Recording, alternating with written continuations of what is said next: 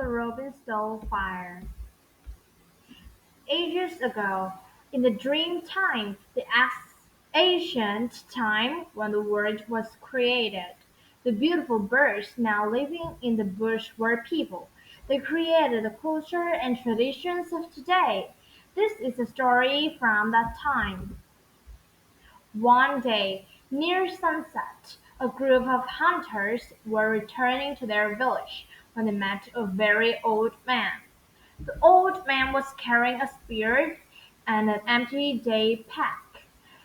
When the old man approached the hunter, he stuck his spear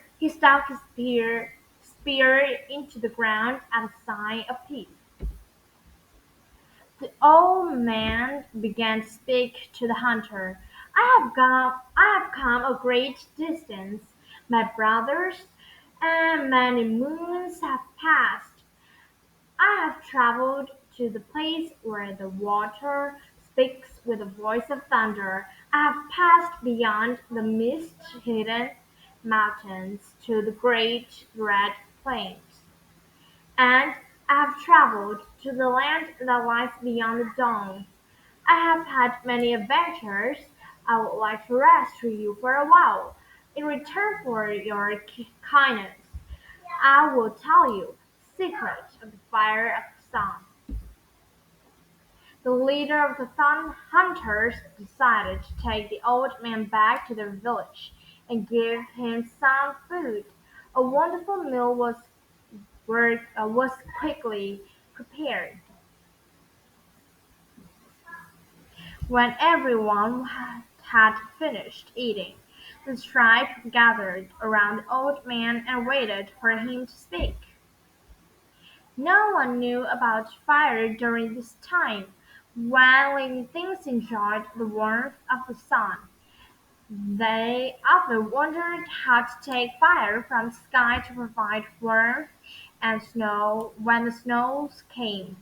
They didn't know how to use fire to cook food or harden spears, but they knew the firewood kept them warm. The old man began, "Now I am old, and my people are scattered like dead leaves in the wind, but I have journeyed to the land behind the mountains that hide the sun. There was no water, and the creeks were filled with animals who had died from thirst. I nearly died as well. I hurried, without rest, afraid that I might not survive.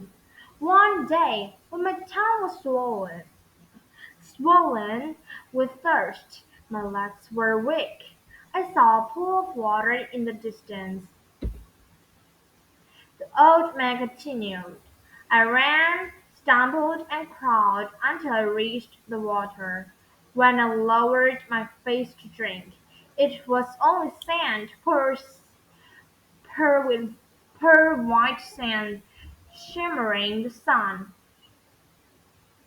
In my frustration, I began to dig and dig until my hands were sore. Beneath the sand, the dirt grew hard, like clay, but I found water. The small trickle saved my life. The old man finished his story. Having rested for days, I felt refreshed. After many days, I found a land where a large trees grew. One morning, the sun was rising. I saw its fire shining through the trees. I was curious, so I walked nearer. It was then I saw Mar, the cockatoo, take the fire from under his wing and hold it in his hand. I accidentally stepped on a dry stake, and he hurt me. As I ran away, he threw a spear, but he missed me. From there, I traveled back to the hunting ground of my people.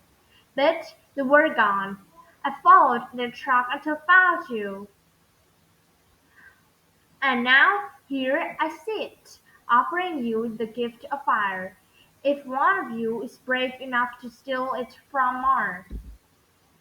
The members of the tribe were very sad at the prospect of having fire for the long cold winters.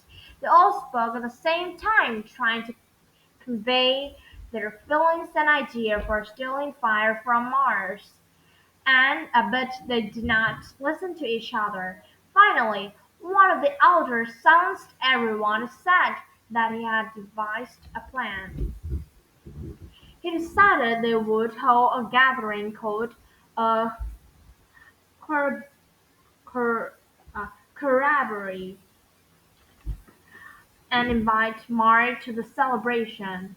While he was there, someone would try to steal fire from him. At the celebration, there was singing and dancing, and lots of food and drink. The man offered Mar a piece of kangaroo flesh, one of the choicest pieces, but he refused it. When they offered Mar the kangaroo hide, which he accepted before leaving the party. The feast quickly lost its fun when Mara left, and the tribe was not able to steal the fire from under his wing. They even began to doubt the old man's story. They were not sure the fire was under Mars' wings. The ram named Pride decided to follow the cockatoo back to his camp. He traveled many days, always staying out of sight. By the time Mar had reached his camp, Pride was very tired. But when he saw the Mar take fire from beneath his wing, he ran back to the tribe to tell them what he had seen. Everyone was very proud of Pride for his bravery. It appeared that Pride had proved the old man's story was true. The elders held a meeting to discuss this news. It was decided that Takana the robin would make the journey to Mars Camp to steal the fire. Early the next morning, Takana set out on his long journey.